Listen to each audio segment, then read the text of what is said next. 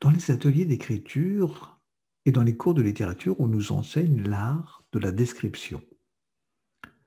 On nous recommande de ne pas être avare, de ne pas hésiter à donner suffisamment de détails pour que le lecteur puisse bien visualiser la scène ou les personnages. Ainsi, concernant un personnage, on nous conseillera de donner la couleur des cheveux, des yeux, la taille, la corpulence, sa façon de marcher, de s'habiller, de se tenir, de parler. Il en va de même pour les paysages, les monuments, les bâtiments. On nous conseille de parler de texture, de couleurs.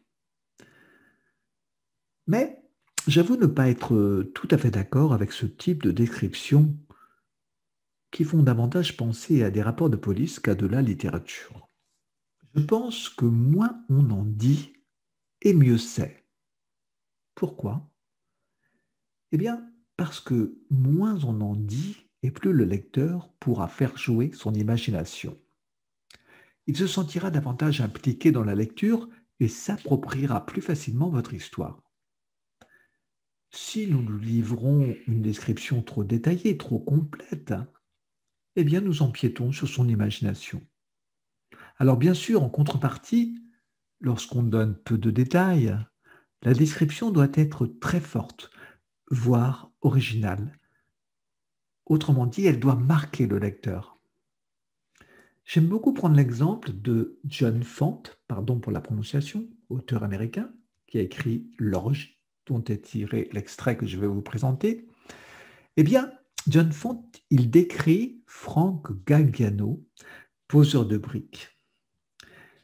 Et figurez-vous qu'il ne donne ni sa taille, ni sa façon d'être, de se tenir, de parler, de s'habiller même. Et pourtant, on imagine parfaitement le personnage. Il s'appelait Frank Galliano et ne croyait pas en Dieu. C'était le personnage le plus singulier, le plus étonnant de toute la corporation du bâtiment, un poseur de briques gaucher. Maigre comme une araignée, il portait toute l'année une casquette en cuir et des bandes moltières, et ses jambes étaient si arquées qu'un chien pouvait se glisser entre elles sans les toucher. Alors que l'auteur nous donne très peu de détails sur le physique de Frank, eh bien je suis sûr que vous vous l'êtes déjà représenté rien qu'à la lecture. Oui, une silhouette vous est apparue. Et je suis également certain que vous n'avez pas dans la tête la même image de Frank que votre voisin aurait en lisant exactement le même livre et le même passage que vous. Tout simplement parce que nous avons tous une image différente, sortie de notre imagination en fonction de notre vie, de notre expérience, et c'est ce qui fait le charme d'ailleurs de la littérature. Vous voulez un autre exemple? Eh bien celui-là, je l'ai tiré dans l'ouvrage L'Exil et le Royaume du grand auteur Albert Camus. Au milieu des cris, dans un grand vacarme de frein, l'autocar s'arrêta devant les arcades de Pizé d'un hôtel aux vitres sales. La description de l'hôtel est réduite à sa plus simple expression. Pizé, vitres sales.